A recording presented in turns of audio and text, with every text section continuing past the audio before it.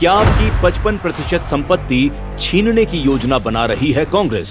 क्या आपको आपकी ही संपत्ति आपके बच्चों को देने से रोकना चाहती है कांग्रेस?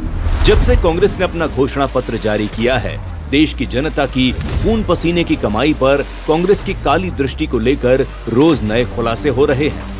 ताजा मामला कांग्रेस के थिंक टैंक और इंडियन ओवरसीज कांग्रेस के अध्यक्ष सैम पित्रोदा से जुड़ा है, जिन्होंने हाल ही में एक इंटरव्यू देते हुए भारत में विरासत टैक्स लगाने की वकालत की है।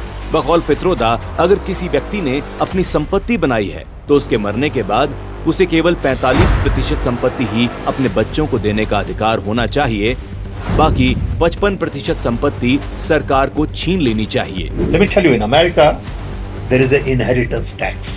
So if, let's say, one has $100 million worth of wealth, and when he dies, he can only transfer probably 45% to his children. 55% is grabbed by government. Now that's an interesting law.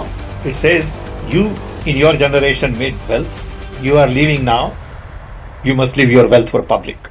और ये पहली बार नहीं है जब कांग्रेसी नेताओं ने इस तरह की बात की हो। इससे पहले कांग्रेसी शहजादे भी एक चुनावी सभा में देश का एक्सरे के नाम पर फाइनेंशियल और इंस्टीट्यूशनल सर्वे करने की बात कर चुके हैं। देश का एक्सरे कर देंगे, दूध का दूध, पानी का पानी हो जाएगा। पिछड़े वर्ग को, दलितों को, आदिवासियों को, गरीब जनरल कास्ट के लोगों को, माइनॉरिटीज को पता लग जाएगा कि इस देश में उनकी भागीदारी कितनी है। माइनॉरिटीज को पता लग जाएगा कि इस देश में उनकी भागीदारी कितनी है। इसके बाद हम फाइनेंशियल और इंस्टीट्यूशनल सर्वे करेंगे।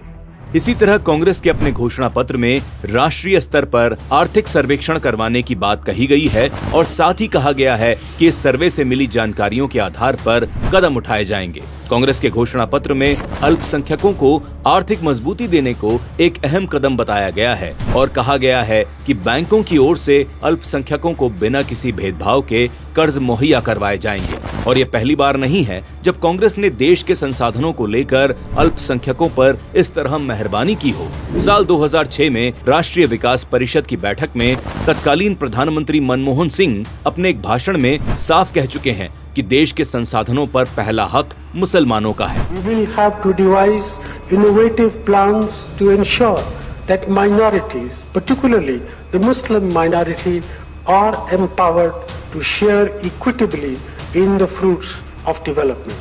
They must have the first claim on our resources. इन सब को देखकर क्या आपको नहीं लगता कि कांग्रेस की योजना आपकी 55% संपत्ति छीनने की है और कांग्रेस से जब्त की गई संपत्ति को वोट बैंक पॉलिटिक्स के लिए इस्तेमाल करने की योजना पर आगे बढ़ रही है?